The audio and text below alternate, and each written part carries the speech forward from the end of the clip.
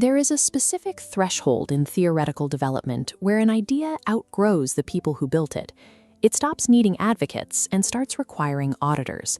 In physics, proposing a new mechanic is relatively simple. The friction lies in building a mathematical architecture rigid enough to support that proposal under professional scrutiny. This is the current state of the General Emergence Mechanics framework, or GEM. What began as a collection of speculative proposals has now snapped into place as a formalized mathematical research program. The mechanics have been defined and the equations are structured. Because the architecture is now strictly defined, it is ready to be stress tested. It must be handed over to the scientific community to see exactly where it breaks. There is a sharp line dividing the physics we know to be true from the physics we are still exploring.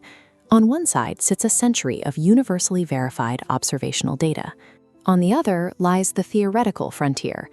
The GEM framework resides entirely on the speculative side of that line. It is a proposed mechanic, not a proven law.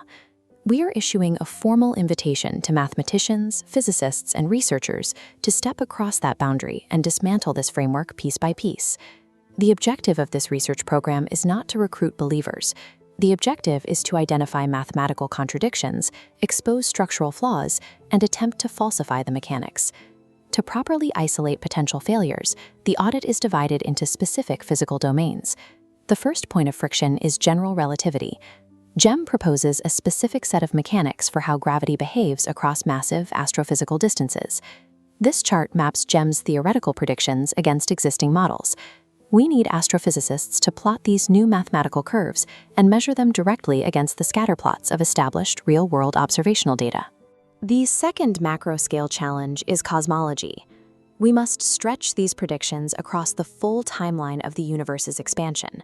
As the timescale expands, we are looking for the exact epochs where GEM's math creates divergences from standard cosmological models. Researchers will need to zoom in on these specific zones and calculate the precise margin of error. This is where the math is most likely to contradict known physics. If the equations fail to map onto observed gravitational behavior at this scale, the foundational architecture of the framework collapses. If the macroscale architecture holds, the stress test moves inward, shifting from the cosmos down to highly dynamic microscopic states. This introduces the challenge of particle emergence. The framework outlines a mathematical pathway for how continuous underlying fields collapse into discrete units of matter. From there, the audit must evaluate entropy. As these units interact, they create a specific dispersal of energy. Thermodynamic laws enforce strict limits on states of disorder. Physicists must calculate whether GEM's mechanical dispersal violates these established boundaries. The final dynamic test involves the propagation of gravitational waves.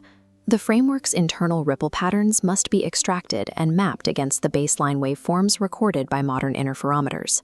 GEM is not positioned as the definitive answer to particle physics or thermodynamics. It is presented strictly as a mechanical hypothesis that can be mathematically verified or discarded. By forcing the math through the volatile environments of emergence, entropy, and wave propagation, we create the fastest possible route to exposing theoretical errors. Stepping back from the specific data points, the purpose of this collaborative audit becomes clear. The value of this project does not depend on whether the framework survives. The value is in applying an extreme amount of pressure and recording exactly what happens. If the equations hold up against the observational data, we gain a mechanically sound lens for observing the universe. If the equations fail, the exact point of that failure provides crucial data. Mapping precisely where and why a cohesive mathematical model breaks down narrows the search for the models that will eventually succeed.